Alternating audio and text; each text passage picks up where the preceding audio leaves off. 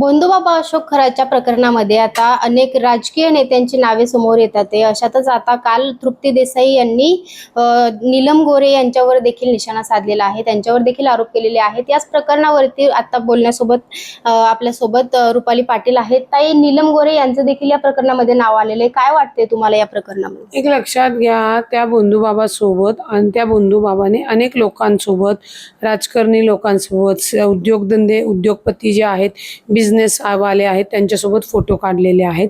Photo काढले म्हणजे आरोपी होता येईल असं कायद्याने अभिप्रेत नाही. परंतु जे काही तृप्ती देसाईने आरोप केलेत, मी काय त्यातली खात्रीशीर माहिती मला मिळालेली नाहीये. त्याच्यामुळे मी जेव्हा या प्रकरणातली माहिती घेईल तेव्हाच मी याच्यावर बोलू शकेल.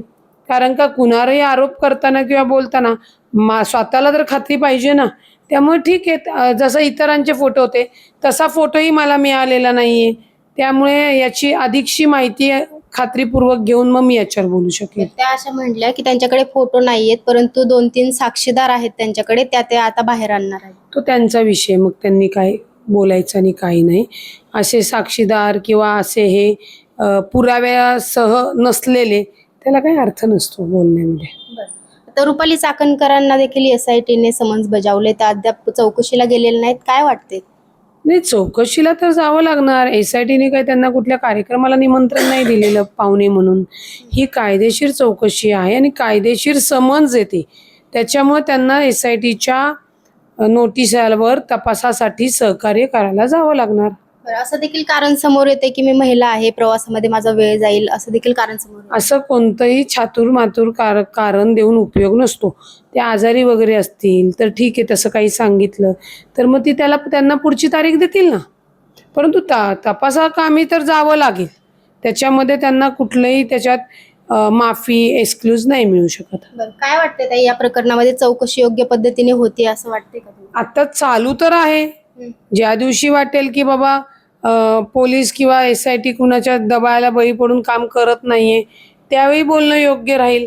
आत्ताचा तपास चालू आहे, 8-10 दिवस झालेले आहेत, तपास चालू आहे, होईल. ताई, तृप्ती देसाई यांच्यावर देखील तुम्ही आरोप केले होते मध्ये की त्या देखील रुपाली चाकणकरांसोबत त्यांनी हे केलं होतं. तर काय वाटतं, म्हणजे तृप्ती देसाई यांना काल विचारलं तर त्या बोलल्या की त्यांनी माझ्याकडून, म्हणजे प्रसिद्धीसाठी त्यांनी माझ्यावर आरोप केला. मी तृप्ती देसाईंचं नाव घेतलेलं नाही. बंधू बाबा जेव्हा प्रकरण समोर आलं त्यावेळी मी असेल, अंधारेताई असतील, अंजली दमानियाताई असतील, संगीता तिवारी बोललो. आम्ही कुठं तृप्ती देसाईचं नाव घेतलं. परंतु आम्हाला जी माहिती मिळाली की रुपाली चाकणकर यांनी प्रकरण दाबण्यासाठी अशी सेटलमेंट केली. त्या सामाजिक कार्यकर्ते तृप्ती देसाई होत्या आणि आम्हाला प्रसिद्धीची गरज नाही आहे अशा कुठलेही खोटं नाटक किंवा बेसलेस आरोप करण्याच्या ह्याच्यामध्ये. त्या स्वतःहून पुढे येऊन म्हणल्या की त्यांच्याकडं तो पेनड्राईव्ह आणि हे आलता, काय ते व्हिडिओज, आणि त्यांनी ते पाठवले. आता त्यांना प्रसिद्धी पाहिजे म्हणून माझ्या पक्षाकडे त्या मेल करतायत. त्यांचा काय संबंध माझ्या पक्षाला मेल करायचा, मला पदावरनं काढायचा? तुमच्या प्रतिष्ठानवरनं तुम्हाला बेदखल करावं म्हणून देऊ का मी पत्र? नाही देऊ शकत, कारण का ती मागणीच मूर्खाची होते. तशी ही त्यांची मागणी मूर्खाची आहे. आम्हाला नाव कुणाची घ्यायची गरज नाहीये. आम्ही आमच्या कामाने, आम्हाला मिळालेल्या माहितीने ती खात्री करून मग आम्ही बोलतो.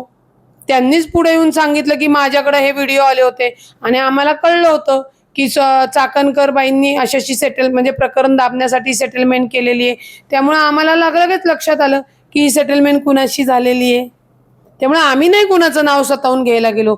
आरोपी गुन्हेगारच स्वतःहून स्वतःचे एव्हिडन्स देऊन गेलेले.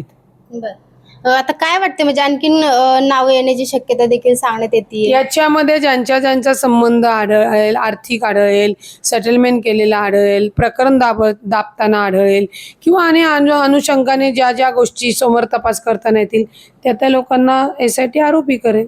रुपाली चाकणकर यांना सह आरोपी करा किंवा अटक करा अशी देखील सर्व स्तरातून मागणी होती. तुम्ही देखील मागणी केलेली होती.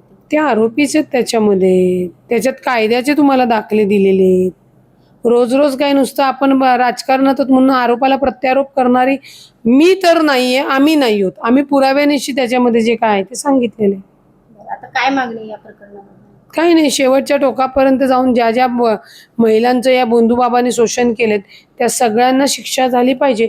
आणि महाराष्ट्रातील बंधुबाबा हे परत कुठल्याच बंधुबाबाला उभं राहण्याची, ही विकृती करण्याची हिंमत नाही झाली पाहिजे. पुण्यातला पण आणखी एक बंधुबाबा समोर आलाय, त्याला देखील म्हणून तर सांगितलं ना, एक तर आहे ना, महाराष्ट्रातल्या माता भगिनींनी असलं देवाच्या पाया पडणं, आध्यात्मिक श्रद्धा असणं भाग वेगळा, आणि बंधुबाबाच्या नादी लागून नको ते प्रकार करणं ही वृत्ती वेगळी आहे. ही पहिल्यांदा लक्षात घ्या. एखाद्या तुम्ही देवळात पाया पडत असताना एखाद्या पुजारीने जर तुमची छेड काढली तर तो पुजारी होण्याच्या लायकीचा नाहीये, किंवा त्याला तो महाराज म्हणण्याचा किंवा गुरु म्हणण्याचा पण लायकीचा नाहीये.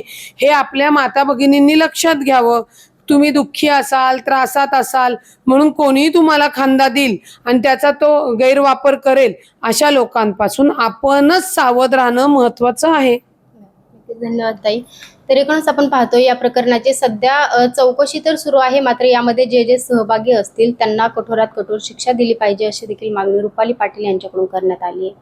Snehal Nimgire, Maharashtra times online.